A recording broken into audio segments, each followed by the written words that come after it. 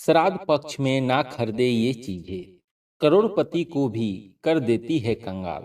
मुसीबतों का लग जाता है ताता। आप सभी का एक बार फिर से हमारे इस YouTube चैनल में स्वागत है। अगर आप इस चैनल पर नए आए हैं तो पहले चैनल को सब्सक्राइब जरूर करें। जैसे कि आप सभी जानते हैं, 17 सितंबर से पितृपक्ष आरंभ हो चुका है, जो कि 2 अक्टूबर तक चलेगा। यह समय पितरों का प्रसन्न करने और उनका आशीर्वाद पाने का होता है। पितृपक्ष के 15 दिन के दौरान हमारे पूर्वज हमें आशीर्वाद देने के लिए धरती पर आते हैं। इसलिए इस दौरान कोई भी शुभ काम नहीं किया जाता है, बल्कि पितरों को सम्मान देने के लिए उनकी नियमित श्राद्ध, दान, ब्राह्मण भोजन आदि कराया जाता है।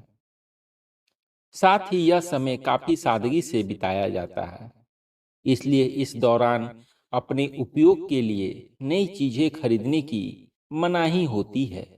पितृपक्ष में केवल दान देने के लिए ही चीजें खरीदना चाहिए। इसके अलावा ऐसी 3 चीजें खरीदना भी पितृपक्ष में वर्जित बताया गया है, जिन्हें खरीदने से भयानक दोष लगता है। साथ ही जानेंगे कि कौन से काम भूलकर भी नहीं करना चाहिए और क्या करना चाहिए। चलिए दोस्तों, पहले जानते हैं कि पितृपक्ष में भूलकर भी कौन सा काम नहीं करना चाहिए। नंबर 1, श्राद्ध के दौरान तर्पण के लिए काले तिल का प्रयोग किया जाता है। इस दौरान भूलकर भी लाल या सफेद तिल के इस्तेमाल ना करें। पितृपक्ष में हींग का सेवन भी नहीं करना चाहिए। नंबर 2, पितृपक्ष के दौरान मांगलिक कार्य नहीं करने चाहिए, जैसे विवाह, गृह प्रवेश, दुकान का मुहूर्त आदि तरह के मांगलिक कार्य नहीं करने चाहिए। साथ ही ऐसे समय में कोई नया सामान भी नहीं खरीदना चाहिए। नंबर 3, पितृपक्ष में किसी से भी झूठ नहीं बोलना चाहिए। इसके अलावा किसी को अपशब्द नहीं कहना चाहिए। सट्टा खेलने की, किसी के साथ छल कपट करना, इस तरह के कार्य नहीं करने चाहिए। ऐसा करने से पितृ नाराज हो जाते हैं। साथ ही श्राद्ध पक्ष में ब्रह्मचर्य का पालन करना चाहिए। नंबर 4, पितृपक्ष में आपके दरवाजे पर यदि कोई भी जानवर, साधु आदि आता है तो उनका अपमान ना करें। इन लोगों का अपमान करने से आपके प्रीत आपसे नाराज हो सकते हैं।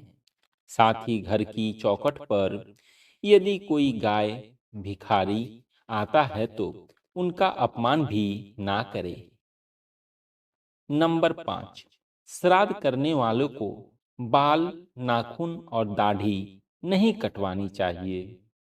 चलिए दोस्तों, अब जानते हैं कि पितृपक्ष में क्या करना चाहिए। नंबर 1, पितृपक्ष के दिनों में पितरों के लिए जो भी भोजन रखे, वह भोजन बाद में गाय, कौवा, कुत्ता आदि को खिला दे। हिंदू धर्म में मान्यता है कि इनके माध्यम से यह भोजन पितरों तक पहुंच जाता है। नंबर 2, पितृपक्ष के दौरान रोजाना स्नान के तुरंत बाद जल से ही पितरों को तर्पण करें। इससे उनकी आत्माएं जल्द तृप्त होती है और आशीर्वाद देती है। इसके अलावा यदि आप अपने पितरों का तर्पण करते हैं तो ब्रह्मचर्य के नियमों का पालन अवश्य करें। नंबर 3, पितरों के आशीर्वाद और संतुष्टि के लिए चांदी का दान बहुत प्रभावकारी माना गया है। नंबर 4, अन्नदान में गेहूं, चावल का दान करना चाहिए। इनके अभाव में कोई दूसरा अनाज भी दान किया जा सकता है। यह दान संकल्प सहित करने पर मनवांछित फल देता है, घर परिवार तबाह कर देता है। पितृदोष, पितृपक्ष में केवल नया घर, नई गाड़ी, जमीन, कपड़े, गहने, सजावटी सामान आदि की खरीदारी ही वर्जित नहीं है, बल्कि ये 3 चीजें को खरीदने की भी मना किया गया है, जिनका रोजाना उपयोग होता है। लेकिन श्राद्ध में इन चीजों को खरीदना पितृदोष का कारण बनता है। श्राद्ध में इन चीजों को खरीदने से पितृ नाराज होते हैं। जीवन भर मुसीबतें पीछा नहीं छोड़ती, आर्थिक हानि होती है, नौकरी व्यापार में तरक्की रुक जाती है, रिश्ते और सेहत पर बुरा असर पड़ता है। तो चलिए दोस्तों, जल्दी से वो 3 चीजें जान लेते हैं। नंबर 1, सरसों का तेल। पितृपक्ष या श्राद्ध के दौरान तेल नहीं खरीदना चाहिए।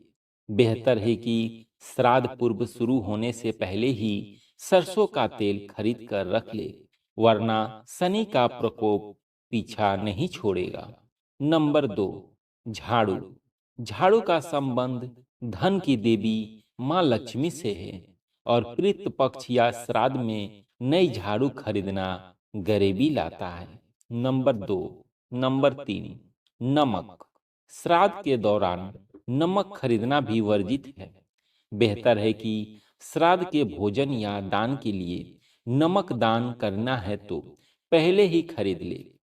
तो दोस्तों, ऐसी ही जानकारी पाने के लिए हमारे इस चैनल को सब्सक्राइब करें और पितृपक्ष से जुड़ी और भी जानकारियां हैं जो आपको हमारे चैनल पर मिल जाएगी। और ऐसी ही वीडियो पाने के लिए हमारे इस चैनल को सब्सक्राइब करें और साथ में नोटिफिकेशन बेल को ऑल पर सेट कर ले, जिससे आने वाली वीडियो आप तक पहले पहुंचे। धन्यवाद दोस्तों।